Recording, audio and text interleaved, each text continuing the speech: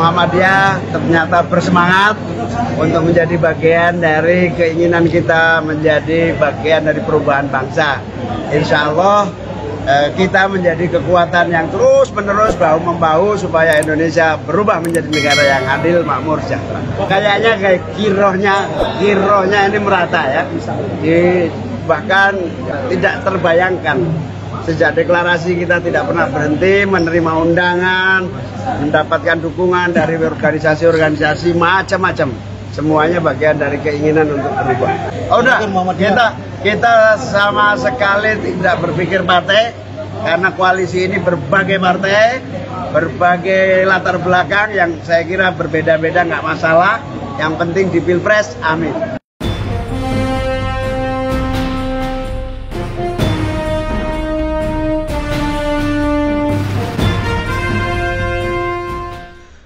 Assalamualaikum warahmatullahi wabarakatuh. Teman-teman, jumpa kembali dengan Enjoy Channel yang membahas berita teraktual, terhangat, dan sedang menjadi perbincangan publik. Sahabat Enjoy Channel, kali ini yang akan kita bahas mengenai perkembangan terkini, yaitu para calon presiden yang sudah mulai bergerak, teman, untuk mencari dukungan. Karena namanya Pilpres itu yang menentukan atau yang memilih itu adalah suara rakyat, maka seorang calon presiden harus terjun ke masyarakat. Juga termasuk dari Pak Anies Baswedan sama Caimin yang kemarin juga berkeliling dari wilayah daerah satu ke daerah yang lain dalam rangka ya untuk mencari dukungan agar rakyat memilihnya di 2024 yang datang. Kemarin kita lihat Pak Anies dan Muhaimin ke Sumeneb, ke Madura juga. Ini sosialisasi dan silaturahmi dengan warga masyarakat di sana, dan ternyata warga masyarakat itu mendukung Pak Anies Baswedan dan Caimin untuk maju di 2024. Tetapi tidak sedikit juga yang mencemooh, mencibir Pak Anies bahwa pasangan ini sebenarnya tidak ideal, pasangan ini kurang proporsional, pasangan ini kurang menjadi minat warga masyarakat. Ada yang seperti itu, dan saya pikir ini wajar. Karena namanya calon presiden tentu punya pendukung masing-masing. Ada yang suka, ada yang tidak suka, itu adalah hal yang wajar. Namanya pemilihan, memilih seorang calon presiden. Demikian juga yang disampaikan oleh Refli Harun ketika dalam sebuah wawancara, kenapa memilih Anies? Karena Anies adalah sosok yang punya prestasi. Nah teman-teman, untuk lebih jelasnya coba kita tonton video yang satu ini, pernyataan yang disampaikan oleh Refli Harun. Apa yang Pak Anies bisa berikan? Karena kalau kita melihat track record dia juga di Jakarta nggak se-amazing itu gitu. Ya, sekarang pertanyaannya adalah apa yang bisa diberikan Pak Prabowo dan apa yang diberikan Pak Ganjar? Mungkin nggak bahwa kita tuh kayaknya di 2024 ini kita bukan memilih yang terbaik, tapi kita memilih yang paling mending. Saya kan sudah mention dari awal kan? Iya, oke. Saya ingat tuh Rocky Gerung bilang, apa hak Ganjar untuk menjadi calon presiden? Kan kita bingung. Dilihat dari prestasinya 2 periode loh di Jawa Tengah. Jawa Tengah itu masih salah satu provinsi yang paling miskin. Betul. Lalu upahnya paling rendah. Lalu Pak Prabowo, apa achievement Pak Prabowo sehingga dia pantas untuk dijadikan pemimpin?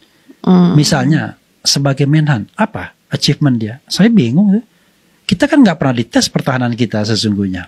Anies waktu jadi DKI apa yang dia lakukan, kemiskinan seperti apa, peningkatan upah buruh seperti kan itu kan pakai data statistik semua. Cuman data statistik itu nggak bisa kita letakkan di Prabowo karena nggak jelas apa yang sudah dia lakukan. Nah itu sahabat Enjoy Channel yang disampaikan oleh Refli Harun, kenapa harus memilih Anies Baswedan. Dan saya pikir apa yang disampaikan oleh Refli Harun cukup masuk akal. Karena Pak Anies adalah sosok yang punya kemampuan memanage ketika menjadi Gubernur DKI Jakarta 1 periode, tetapi hasilnya luar biasa. Dibanding dengan Ganjar Pranowo yang 10 tahun menjabat sebagai gubernur. 10 tahun teman, hasilnya seperti itu yang bisa kita lihat. Dan demikian juga dengan Pak Prabowo Subianto. Pak Prabowo tidak bisa disamakan dengan Anies maupun Ganjar Pranowo karena tidak pernah menjadi gubernur. Dan menurut Refli Harun memang ukurannya untuk Pak Prabowo ini memang tidak bisa tidak bisa diukur seperti yang dilakukan oleh Anies maupun Ganjar Pranowo. Jadi prestasi Pak Prabowo apa, silahkan warga masyarakat yang menilai sendiri. Tetapi yang pasti Pak Prabowo di berbagai kesempatan, di berbagai lembaga survei menunjukkan tren yang cukup tinggi teman ya. Pak Prabowo suaranya cukup tinggi, apalagi sekarang Pak Prabowo didukung oleh 4 partai besar, yaitu Gerindra, Golkar, PAN, dan yang terakhir Demokrat. Jadi 4 partai besar mengusung Pak Prabowo sehingga menjadi koalisi yang gemuk. Salah satu koalisi yang gemuk yaitu di Pak Prabowo. Tetapi tidak menjamin kalau Pak Prabowo nanti menang di 2024. Karena pengalaman di tahun 2014 juga begitu, Pak Prabowo koalisinya gemuk besar, tapi kalah juga dengan koalisinya Jokowi yang itu tidak banyak partai pengusung Jokowi. Nah teman-teman, ini ada kabar yang juga cukup menarik terkait sebuah daerah di Blora. Ini informasinya 80% mendukung Anies Baswedan. Nah teman-teman, untuk lebih jelasnya coba kita baca beritanya. Kita baca berita dari kbanews.com. 80% warganya dukung Amin. Desa di Blora ini dikukuhkan sebagai kampung Anies. Antusiasme terhadap pasangan Baca Pres dan Bacawa Pres Anies Baswedan Muhaimin Iskandar dari kampung desa Bleboh, Kecamatan Jigen, Kabupaten Blora begitu besar. Tanpa paksaan dan iming-iming, mereka menyatakan siap memenangkan Amin pada Pilpres 2024. Ketua DPD Aliansi Nasional Indonesia Sejahtera Anies Kabupaten Blora, Yudi Cenggo, menerangkan bahwa warga desa Bleboh menyatakan dukungannya kepada pasangan Amin. Sebagian besar warganya telah menyampaikan aspirasi tersebut kepada relawan Anies di Blora. Berkaitan dengan hal itu, tambah aktivis yang akrab disapa Mas Janggo ini dipertimbangkan untuk menetapkan desa Bleboh sebagai kampung Anies. Aspirasi ini juga direspon positif oleh DPP Anies di Jakarta. Terlebih, sekitar 80% warga desa Bleboh telah menyatakan dukungan kepada Amin. Akhirnya pada hari ini Kamis 28 September 2023 dilakukan peresmian desa Bleboh sebagai kampung Anies dengan dihadiri ratusan warga. Alhamdulillah, acara berlangsung lancar dan semarak, tutur Mas Janggo kepada KBA News Kamis 28 September 2023. Dia menambahkan, hadir mewakili DPP Anies adalah Awalil Rizki selaku Dewan Pembina serta Sabto Widodo selaku Korwil di Jawa Tengah. Prosesi peresmian dilakukan pemotongan tumpeng oleh Awali Rizki yang diserahkan kepada dirinya selaku Ketua DPD Anies Blora. Menurutnya, langkah yang dilakukan ini merupakan tindak lanjut dari arahan Laode Basir selaku Konpres DPP Anies, di mana daerah-daerah untuk membentuk dan memperbanyak relawan penggerak. Adapun realisasi program Kampung Anies di Desa Bleboh ini imbuhnya dilakukan penempelan stiker bergambar pasangan Anies di rumah masing-masing warga. Penempelannya juga dilakukan sendiri oleh warga desa setempat. Jadi realisasi dari Kampung Anies ini dilakukan dengan penempelan stiker bergambar Anies Muhaimin di rumah warga. Penempelannya oleh warga sendiri secara langsung, ucap Mas Jenggo. Disampaikan dalam kesempatan tersebut juga hadir Ketua DPD Nasdem Blora Mimin dan Ketua DPC PKB Blora Gus Hakim.